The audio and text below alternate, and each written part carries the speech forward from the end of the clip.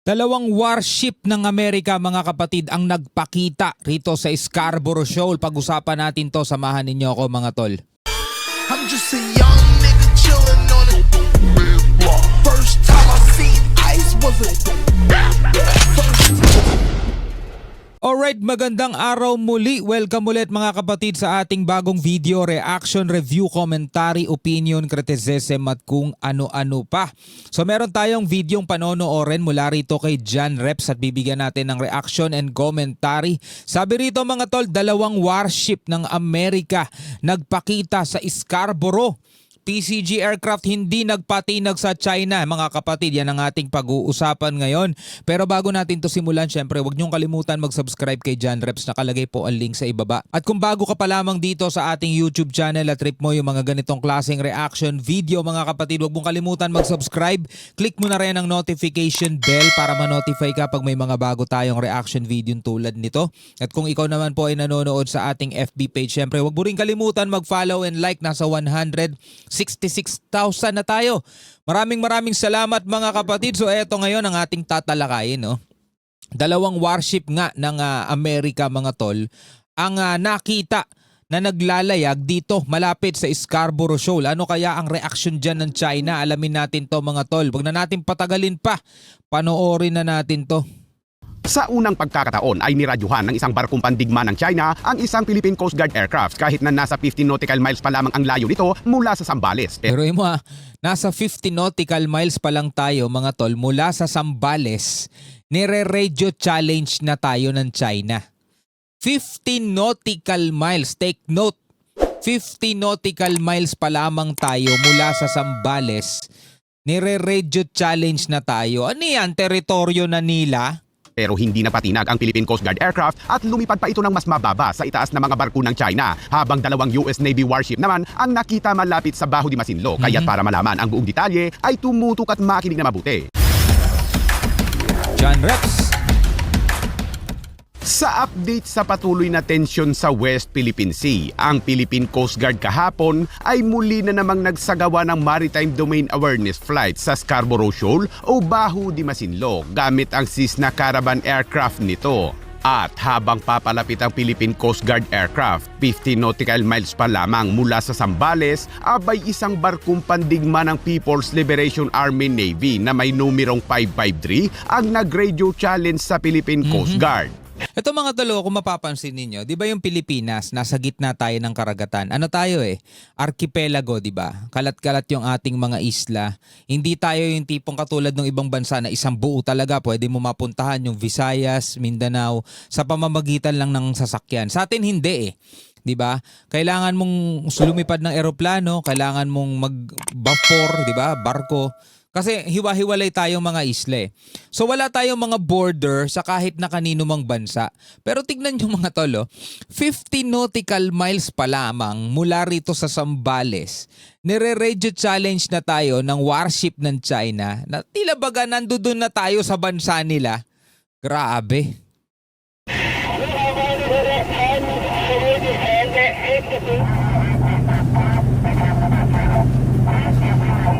Agad namang tumugon ng piloto ng Philippine Coast Guard sa pamamagitan ng pagpapaalala sa barko ng China na sumunod sa batas domestiko ng Pilipinas at sa international na tuntunin sa maritime, alinsunod sa Republic Act 12064, Philippine Maritime Zone Act, sa United Nations Convention on the Law of the Sea kung saan miyembro ang China at sa 2016 Arbitral Award. Tulad Biruin mo mga tol, tatlo yung ipinapaalala sa China pero parang hindi naman kasi yan tumatatak sa kanila kasi whenever na lumilipad tayo, whenever na naglalayag tayo, andyan pa rin sila Yung ipinaalala sa kanila last time, yun pa rin yung ipinapaalala ulit sa kanila na talagang ibig sabihin mga tol, wala silang pakialam doon. Hindi nila kinikilala yung mga batas na yan. Pero mo Philippine Maritime Zones Act. Diba? O batas natin yan. United Nations Convention on the Law of the Sea. O miyembro sila niyan, pumirma sila doon mga tol. 2016 arbitral ruling which is hindi nila kinikilala kaya talagang baliwala sa kanila yon. Diba? Pero dun sa tatlong yon mga tol, isa yung hindi nila pwedeng baliwalain talaga eh. Ano yon? Yung UN Convention on the Law of the Sea kasi pumirma sila mismo dun. Diba? Pinirmahan nila yung kasunduan na yon.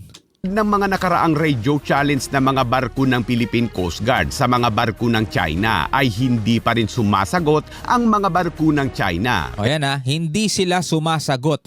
Pero doon sa inilabas nilang video, sila daw ang nagre-radio challenge sa atin at pinapalayas nila tayo. O, di ba? Kita nyo kung paano nila baliktarin? Pero sa buong paglipad ng sasakyang panghimpapawid ng Philippine Coast Guard sa Baho de Masinloc ay paulit-ulit na naghain ng radio challenge ang barkong pandigma ng China. Yung barkong pandigma ng China ang nagre-radio challenge sa atin. Pero doon sa video nila mga tol, yung mga Coast Guard daw nila pinalayas yung mga Coast Guard natin. Well, sa maraming pagkakataon nakita naman natin kung paano sila magpalayas eh. Hindi sa pamamagitan ng radio challenge mga tol. Hinaharas nila yung mga Coast Guard natin. Binabangga nila, hinahabol nila, winawater cannon nila.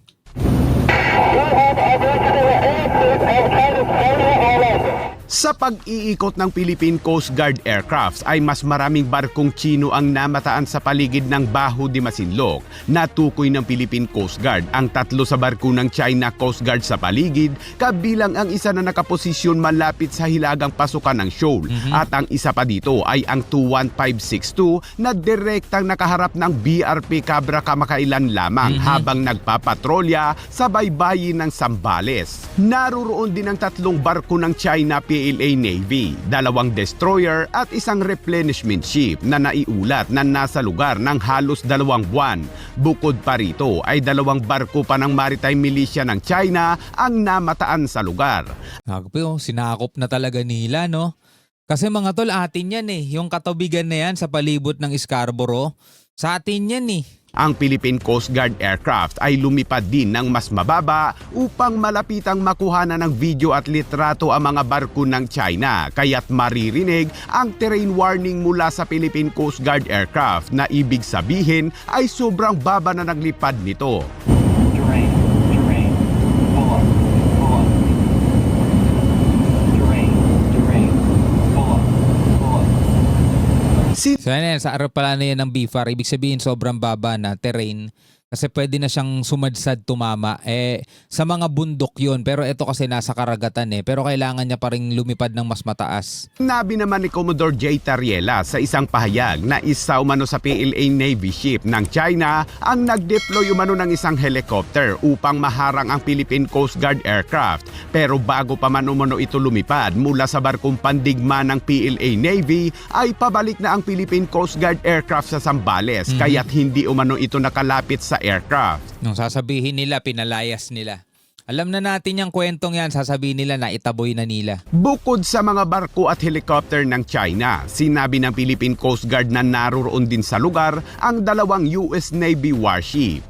Pero walang na-report na pinalayas nila o itinaboy nila itong US Navy warship. Diba? Kung ano pa yung lumilipad mga tol, yun yung nire-radio challenge ng PLA Navy warship. Pero wala silang naiulat o wala silang naging report na ipinalayas din nila o itinaboy nila itong warship ng Amerika. Hindi nabanggit kung anong klaseng mga warship ito ng Amerika, pero ang isa umano ay patungo sa North Luzon habang ang isa naman ay patungo sa Katimugan. Nakita rin ang 2 boya na dati nang inilagay ng China na nasa loob pa rin at labas ng shoal. Binigyang diin din ni Tariela ang kahalagahan ng halos araw-araw na paglipad ng Philippine Coast Guard sa West Philippine Sea. Naninindigan ng Philippine Coast Guard para sa kung ano ang sa atin at iyon ay isang makabayang tungkulin na kanilang iniambag sa pambansang seguridad. Naninibago kami kasi ang China Coast Guard ngayon, hindi na rin sila nagre-respond sa radio challenge natin. Every time we push them farther away sa Zambales. What is the main reason why the Chinese Coast Guard is not responding anymore?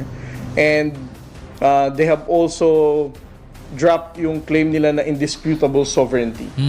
They didn't mention itong phrase na indisputable sovereignty. Ibig sabihin nun, wala silang daladalang script. Sabi ni Tariela na bukod sa mga air patrol ng Philippine Coast Guard, ang mga barko ng Philippine Coast Guard ay patuloy rin na nagpapatrolya sa mga karagatan na nasa loob ng exclusive economic zone ng Pilipinas. So ito yung US Navy na namataan. Pero ang tanong, ito ba'y pinalayas ng China? Kasi eroplano natin mga tol, pinapalayas nila. Eto, pinalayas ba nila? Eh wala, tayo lang naman ang kaya niyan eh. Diba? Tayo lang naman ang kaya nila mga kapatid eh, diba? So ngayon mga tol, bilang isang Pilipino, no, tayo'y naninindigan na etong West Philippine Sea ay bahagi ng ating soberanya. Hindi natin inimbento yan at hindi tayo basta-basta gumuhit lang dyan mga tol. Eto'y sinasang-ayunan at kinakatigan ng batas mga tol. UN Convention on the Law of the Sea, miyembro dyan ng China, pumirma sila sa kasunduan about doon sa mga exclusive economic zone. Pero tingnan nyo naman, walang yan nila mga tol. Hindi nila nire-respeto. Meron tayong sariling batas, Philippine Maritime Zones Act. Diba? Meron tayong 2016 arbitral ruling. Diba? Na ipanalo natin yan sa The Hague, Netherlands mga tol. Pero tingnan nyo, hindi nila kinikilala. Sinasabi nila indisputable. Hindi daw pwedeng pagtalunan dahil kanila daw yan. Ay naku po. Ngayon, hindi naman tayo sasabak sa gera mga tol eh. Tayo mga Pilipino, tayo mga ordinaryong citizen, hindi tayo sasabak sa gera mga tol. Diba? Yun lang bang maniwala tayo at manindigan na etong West Philippine Sea ay atin? Napakalaking bagay na yun mga tol bilang mga Pilipino. Pero kung ikaw, willing mong ibigay yan sa China, ay naku po, anong tawag sa'yo? Anyway mga tol, anong masasabi nyo rito? Comment na lamang kayo sa ibaba. Hanggang sa muli, ako nga pala si Shobal D. Peace out.